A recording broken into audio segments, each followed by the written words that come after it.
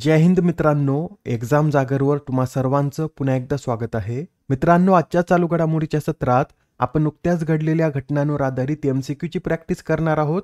यातील एक एक प्रश्न अत्यंत महत्त्वाचा आहे. त्यासाठी व्हिडिओ शेवटपर्यंत पहा व आपल्या मित्रांसोबत सुद्धा शेअर करा, जेणेकरून येणाऱ्या एक्झाममध्ये त्यांना सुद्धा याचा फायदा होईल. चला तर आपण आजच्या सत्राला सुरुवात करूया. पहिला प्रश्न पहा. पंतप्रधान मोदी यांनी स्वस्त नारी सशक्त परिवार या अभियानाचा शुभारंभ कोणत्या राज्यातून केला? याआधी आपण पाहिलं होतं की पंतप्रधान मोदी हे स्वस्त नारी सशक्त परिवार हे अभियान सुरू करणार आहेत व हे अभियान त्यांनी आता मध्य प्रदेश या राज्यातून सुरू केलं आहे. मध्य प्रदेशमध्ये कुठून? तर मध्य प्रदेशमधील धार जिल्ह्यातून हे अभियान 17 सप्टेंबर म्हणजेच पंतप्रधान मोदी यांच्या 75व्या वाढदिवसानिमित्त सुरू करण्यात आलं. या अभियानासहच मोदी यांनी 8व्या राष्ट्रीय पोषण महामोहिमेचा सुद्धा शुभारंभ केला. हे जे स्वस्त नारी सशक्त परिवार अभियान आहे हे कधीपर्यंत चालेल?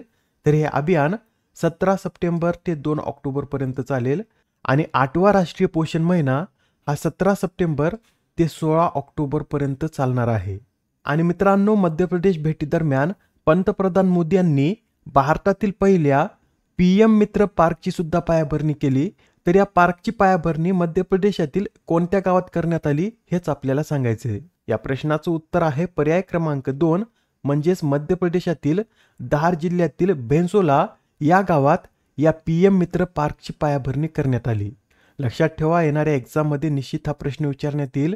भारतातील पहिल्या PM मित्र पार्कची पायाभरणी मध्य प्रदेश राज्यातील धार जिल्ह्यातील भेंसोला या गावात पंतप्रधान मोदी यांच्या हस्ते 17 सप्टेंबर रोजी करण्यात आली.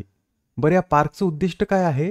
तर कापूस ते कपडा हा प्रवास एकाच ठिकाणी पूर्ण करणे हे या PM मित्र पार्कचं उद्दिष्ट आहे. सध्या भारतात काय होतं तर कापसापासून धागा एका ठिकाणी तयार होतो, मग तो धागा आणला जातो, त्याचं कापड तयार केलं जातं, मग ते कापड दुसरीकडे जातं, त्याच्यावर रंगरंगोटी करून त्यानंतर त्याच्यापासून शर्ट, साडी, कपडे तयार केले जातात. यात पैसा आणि वेळ दोन्ही वाया जातो. हे टाळण्यासाठीच या PM मित्र पार्कची संकल्पना तयार झाली आहे. या पार्कमध्ये काय करण्यात येईल तर या पार्कमध्ये सर्व सुविधा एकाच ठिकाणी असतील. त्यामुळे कापसापासून धागा, त्या धाग्याचं विणकाम व जो कापड झालेला आहे त्यावर रंगरंगोटी हे सर्व एकाच ठिकाणी होईल आणि तो माल पुढे निर्यात करण्याची सुविधा सुद्धा येथे उपलब्ध असेल. बरं, भारतात असे किती PM मित्र पार्क तयार करण्यात येणार आहेत? तर भारतात असे 7 पार्क तयार करण्यात येणार आहेत. आणि ते कोणकोणत्या राज्यात? आताच पाहिल्यानुसार मध्य प्रदेशमधील धार, तमिळनाडूमधील विरुद्धनगर, गुजरातमधील नवसारी, कर्नाटकमधील कलबुर्गी, उत्तर प्रदेशमधील लखनौ, तेलंगणामधील वारंगल, तर आपल्या महाराष्ट्रामधील अमरावती येथे हा पार्क स्थापन करण्यात येणार आहे. PM मित्राचं फुल फॉर्म सुद्धा नोट करून घ्या. प्रधानमंत्री mega integrated textile region and apparel parks असे याचं पूर्ण स्वरूप आहे. आणि मित्रांनो, 17 सप्टेंबर रोजी पंतप्रधान मोदी यांचा जन्मदिवस असतो. ते यंदा 75 वर्षाचे झाले आहेत. त्यानिमित्त त्यांनी विविध कार्यक्रमांना सुरुवात केली आहे. यापैकी काही महत्त्वाचे सांगायचे झाले तर त्यांनी आदी सेवा पर्वाला सुद्धा सुरुवात केली. आदिवासी सेवा पर्वाचा उद्देश काय आहे तर आदिवासी भागात सेवाभिमुख उपक्रमांना प्रोत्साहन देणे यासाठी हा उपक्रम सुरू करण्यात आला. सुमन सखी चॅटबॉट सुद्धा लॉन्च करण्यात आला असून या डिजिटल उपक्रमाचा उद्देश महिलांना गर्भधारणेवेळी घ्यावयाची काळजी, उच्च जोखीम घटक आणि सरकारी आरोग्य योजनांशी संबंधित माहिती सहज उपलब्ध करून देणे हे या चॅटबॉटचं उद्दिष्ट आहे. आणि मध्य प्रदेश सरकारची एक बगिया माँ के नाम या योजनेचं सुद्धा पंतप्रधान मोदी यांनी उद्घाटन केलं असून या योजनेचा उद्देश काय आहे तर ग्रामीण भागातील महिलांना शेतीच्या मालक बनवून स्वावलंबी बनवणे हे या योजनेचं उद्दिष्ट आहे. ठीक आहे, एवढे पॉईंट तुमच्या लक्षात आले असतील. तर आता हा प्रश्न पहा काय म्हणतो. कोणत्या राज्याद्वारे 17 सप्टेंबर पासून मुख्यमंत्री समृद्ध पंचायत राज अभियान सुरू करण्यात आले? कोणतं अभियान आहे तर मुख्यमंत्री समृद्ध पंचायत राज अभियान. व हे जे अभियान आहे हे आपल्या महाराष्ट्र राज्याद्वारे सुरू करण्यात आलं. आपले महाराष्ट्राचे मुख्यमंत्री देवेंद्र फडणवीस यांनी मराठवाडा मुक्ती संग्राम दिनाचे औचित्य साधून हे अभियान सुरू केलेलं आहे. मराठवाडा मुक्ती संग्रामाविषयी सुद्धा काही 2 पॉईंट नोट करून घ्या. 17 सप्टेंबर 1948 रोजी हैदराबाद संस्थान निजामाच्या राजवटीतून मुक्त होऊन भारतीय संघ राज्यात विलीन झालं. आणि हैदराबाद संस्थान मुक्त करण्यासाठी कोणतं ऑपरेशन राबवण्यात आलं होतं तर ऑपरेशन पोलो. या ऑपरेशन अंतर्गत लष्करी कारवाई करत भारतीय सैन्याने हैदराबाद ताब्यात घेतलं आणि हैदराबाद प्रांतातच मराठवाडा हा भागही होता. भाषेच्या आधारे तो महाराष्ट्रात सामील झाला व या घटनेच्या स्मरणार्थच दरवर्षी 17 सप्टेंबर रोजी मराठवाडा मुक्ती संग्राम दिन साजरा केला जातो. पुढील प्रश्न, UPI व्यवहारांची एका दिवसाची कमाल मर्यादा ही 2 लाख रुपयावरून वाढून किती करण्यात आली? तर आता UPI व्यवहारांची एका दिवसाची कमाल मर्यादा ही 2 लाख रुपयावरून वाढून 10 लाख रुपये करण्यात आली. बरे, सामान्य व्यक्तीसाठी मर्यादा असेल का? तर ही सामान्य व्यक्तीसाठी मर्यादा नाही. व्यक्ती ते व्यक्ती व्यवहारांची मर्यादा पूर्वीप्रमाणेच एका दिवसाला 1 लाख रुपयाची असेल. हा नवीन नियम कधीपासून लागू झाला? तर हा नवीन नियम 15 सप्टेंबरपासून लागू झालेला आहे. भांडवली बाजार आणि विमा क्षेत्रात गुंतवणुकीसाठीची सुद्धा मर्यादा वाढवण्यात आली असून ती प्रतिव्यवहार 2 लाख रुपयावरून 5 लाख रुपये इतकी करण्यात आली. तसेच मार्केट प्लेसवरील शासकीय व्यवहारांची मर्यादा देखील 1 लाखावरून 5 लाख रुपये इतकी करण्यात आली आहे. लक्षात ठेवा, हे नवीन नियम कधीपासून लागू झालेत? तर 15 सप्टेंबरपासून हे नवीन नियम लागू झालेले आहेत. नेक्स्ट क्वेश्चन, भारतीय क्रिकेट संघाचे प्रमुख प्रायोजक म्हणून कोणाची निवड करण्यात आली? तर आता भारतीय क्रिकेट संघाचा प्रमुख प्रायोजक ही अपोलो टायर्स कंपनी बनली आहे. याआधी ही जबाबदारी ड्रीम इलेव्हन्सकडे होती, पण नवीन गेमिंग ॲक्ट आणल्यामुळे आता ड्रीम इलेव्हन जाऊन ही जबाबदारी अपोलो टायर्सकडे आली आहे. बरं, हा जो करार आहे हा किती वर्षासाठी असेल? तर हा करार 2.5 वर्ष म्हणजेच मार्च 2028 पर्यंत असेल. नेक्स्ट क्वेश्चन, पॅसिफिक रिच 2025 या युद्ध सरावाचं आयोजन कोठे करण्यात आले? कोणता युद्धाभ्यास आहे? तर पॅसिफिक रिच असं याचं नाव असून या युद्धाभ्यासाचं आयोजन सिंगापूरमध्ये करण्यात आलं आहे. मित्रांनो, सिंगापूरमध्ये आयोजित केलेल्या या पॅसिफिक रिच युद्धाभ्यासात 40हून अधिक देश सहभागी झाले आहेत व हा युद्धाभ्यास 2 टप्प्यात आयोजित केला जाईल. यातील पहिला टप्पा बंदरावर होईल तर दुसरा टप्पा हा समुद्र टप्पा असेल. या सरावात आपला भारत देखील सामील असून या सरावात भारताचे INS निस्तार हे जहाज देखील सामील झालं आहे. हे जे INS निस्तार आहे हे कधी कमिशन करण्यात आलं होतं?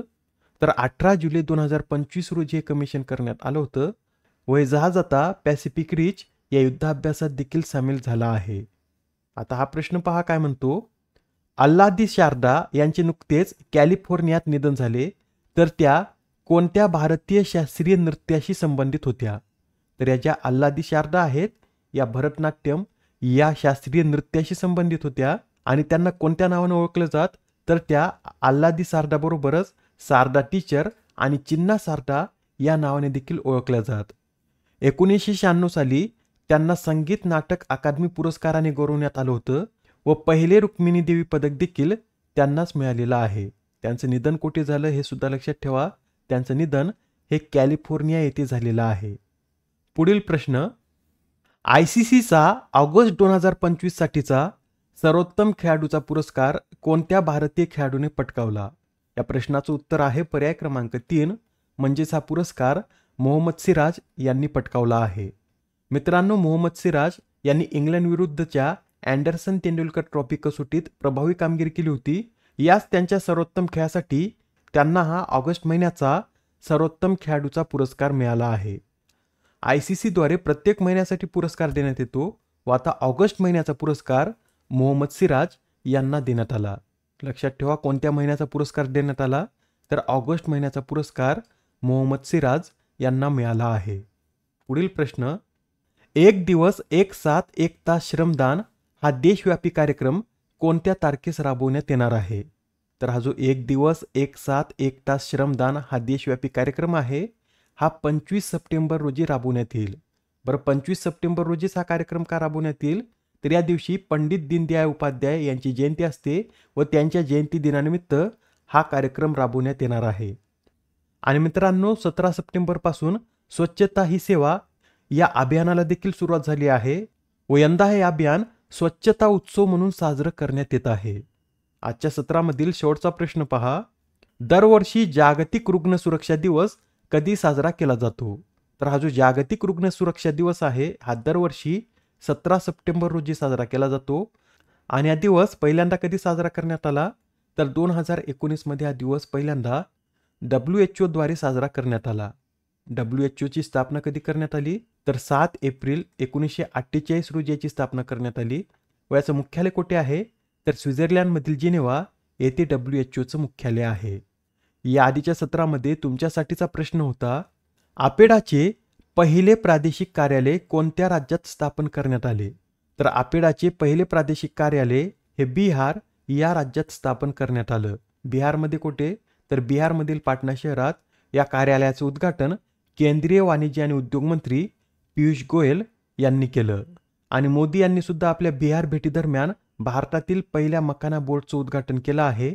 आणि हा मखाना बोर्ड बिहार राज्यातच का स्थापन करण्यात आला?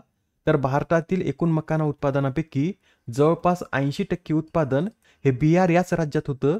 त्यासाठी हे बोर्ड सुद्धा बिहार राज्यातच स्थापन करण्यात आलं आहे. आजच्या सत्रामधील तुमच्यासाठीचा प्रश्न पहा. मणिपूर उच्च न्यायालयाच्या मुख्य न्यायाधीशपदी कोणाची नियुक्ती करण्यात आली? आता या प्रश्नाचं उत्तर कमेंटमध्ये देण्याचा प्रयत्न करा. उत्तर चुकलं तरी काही हरकत नाही, कारण ज्यावेळेस तुम्हाला या प्रश्नाचं योग्य उत्तर माहीत होतं त्यावेळेस हा प्रश्न तुमच्या दीर्घकाळापर्यंत लक्षात राहतो. तर आता पुढच्या सत्रामध्ये पुन्हा भेटूया. धन्यवाद.